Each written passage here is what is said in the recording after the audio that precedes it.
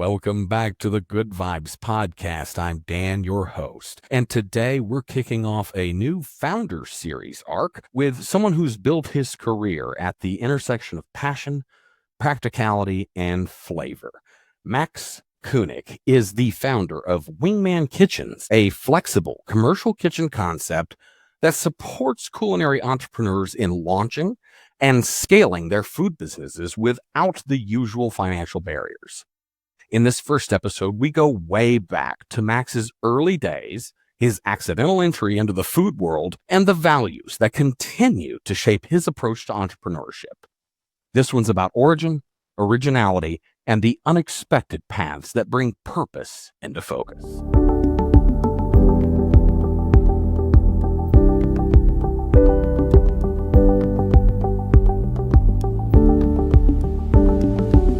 Max, let's start with the obvious. GVL is built around wellness, but you were refreshingly honest in saying that wellness itself isn't necessarily your driving force. Can you walk us through how health fits into your life now and what your relationship with it looks like?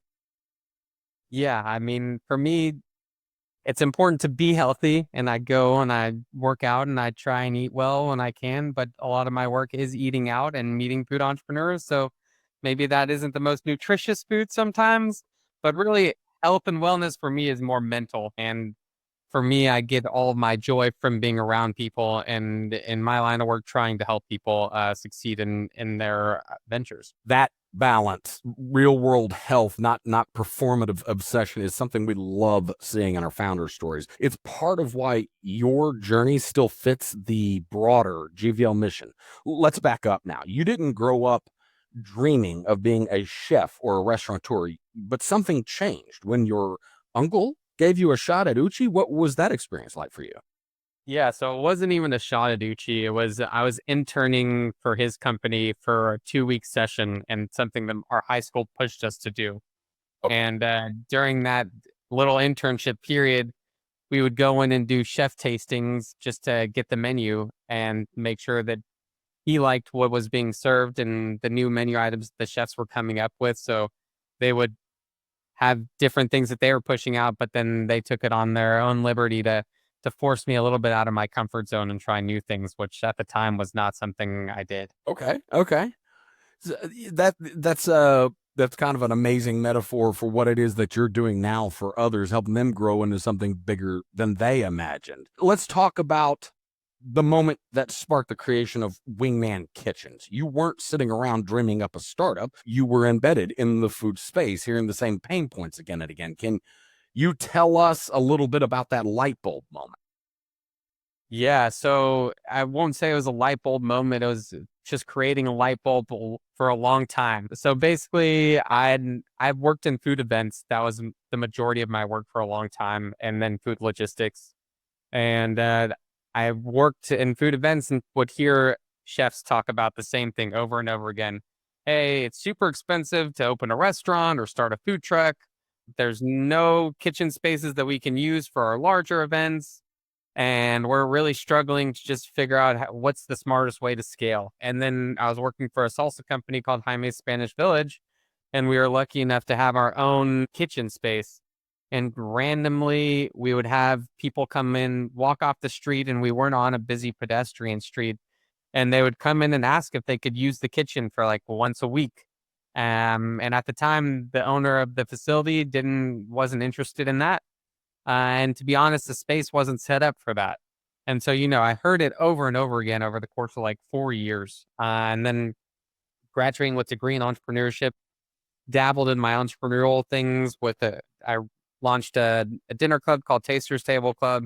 It was all about featuring local chefs and restaurants and food trucks. And that was a lot of fun for me, but there wasn't a lot of financial benefit. And so then when I kept hearing this idea of a shared kitchen, I started doing a little bit more research into what that took, into how the model worked. And over the course of 4 years, I realized the only thing that I was really missing was someone that knew how to operate a shared kitchen space, meaning I've never worked inside of a kitchen. I've only done operations. So having someone that actually cooked and knew who to call if things were broken and how to set it up properly was essential. And that's kind of where I met my business partner about 7 months before we broke ground on the space, and it's worked out really well because he had worked in 6 commercial kitchens in 5 years and talked about all the pain points of like the reality is right now the solutions are you can go into an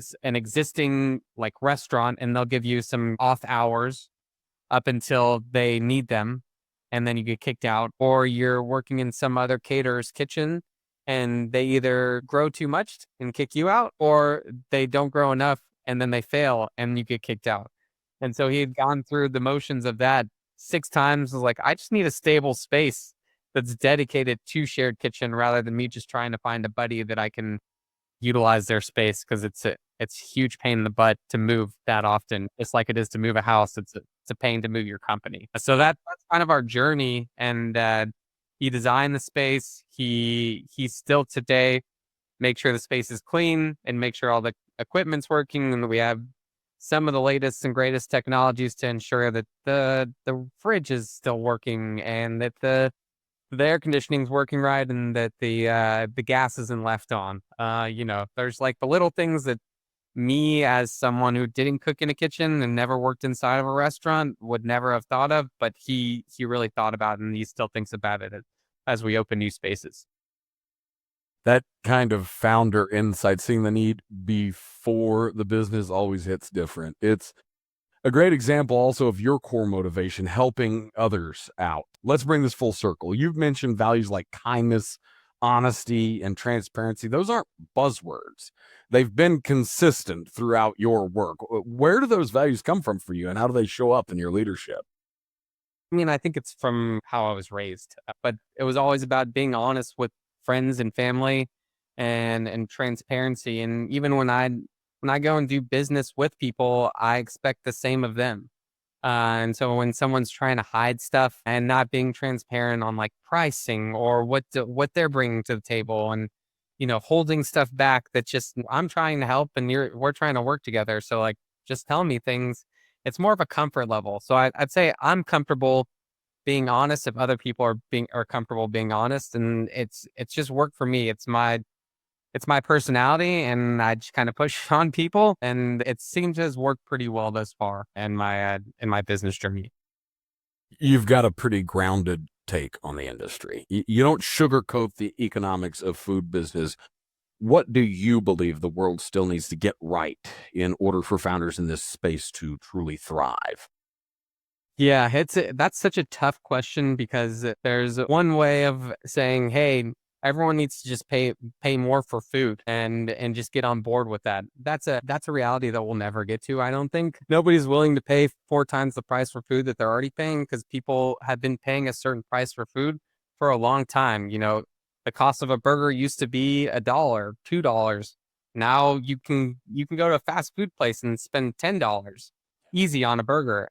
That's you can blame it on inflation, the economy. That's just the reality that we live in, and people aren't willing to pay $40 for a burger, and people are willing to pay $30 for a fancy burger. Yeah, the biggest issue with the food industry is the margins just suck, and so you have to crank out a lot of that product, whether it's on the CPG side or it's on the restaurant retail side, in order to make good money.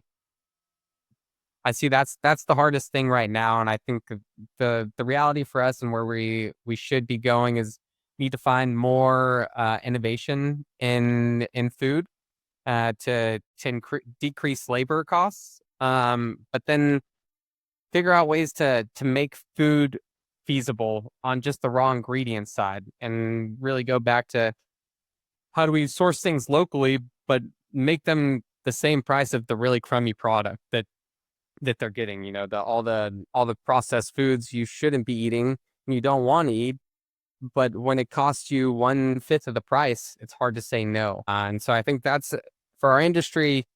That's the biggest hurdle and what we're going to have to try and overcome. And maybe there's a way that there's economic development that helps fund these and aid these initiatives. But that's, again, we can only hope that that happens. Well, it's clear that you're not just building infrastructure, you're advocating for change at a foundational level, and that's powerful. Max Kunik, athlete, accidental food founder, and now an advocate for a more sustainable and founder friendly food ecosystem. This has been part of his founder series. In our next episode, we'll take a deeper dive into Wingman Kitchens itself, how it works, who it's for, and what it takes to build a shared space that lifts an entire industry. Until then, stay strong, stay sharp, stay aligned. Until next time, keep up the good vibes. Thank you, Max.